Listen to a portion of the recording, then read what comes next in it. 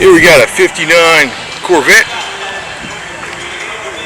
and it's lowered, obviously, with much bigger tires on it. I don't know how they did that, but it's just tires are really tucked up in there.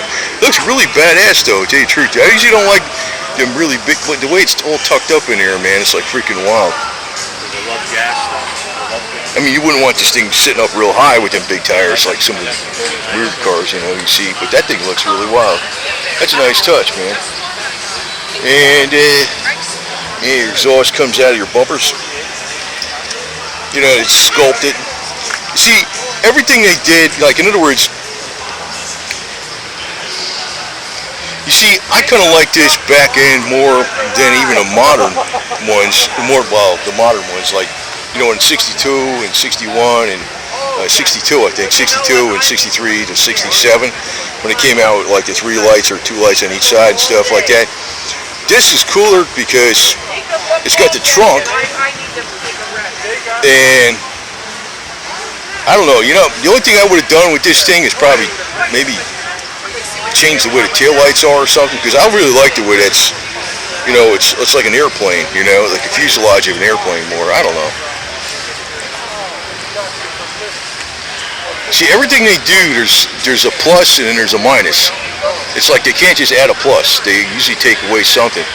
And I noticed that it's because of the accountants, really, I think, that you find a way to cut costs, you know. Like, how can we make it cheaper?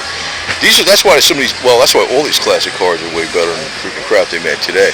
But even, like, from the 50s to the 60s, you could see there was a degradation of, you know, what they were putting into the stuff.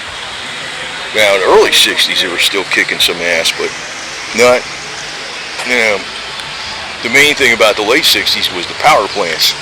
But if they had them power plants and stuff, like, you know, if this thing had a, you know, 383 stroker or something like that, you know, back then, 59, so, probably does have something like that, though. I mean, with this, with all the upgrades he's got, I mean, you could tell he must have done something to this thing a lot to just get that thing lowered and sitting like that.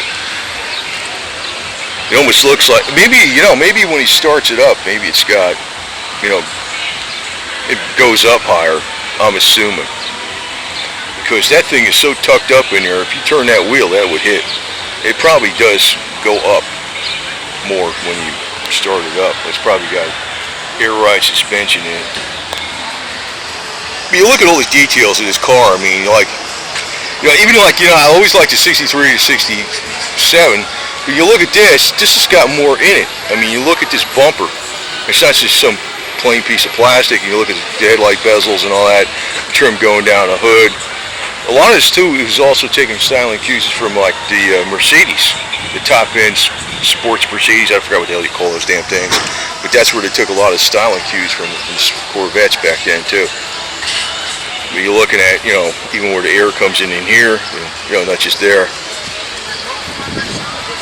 I don't know, it's just beautiful. Too expensive to make today, you know, they couldn't do this today. They couldn't even make the chrome today because of the EPA, you know. That's the way they are. We have plastic chrome today.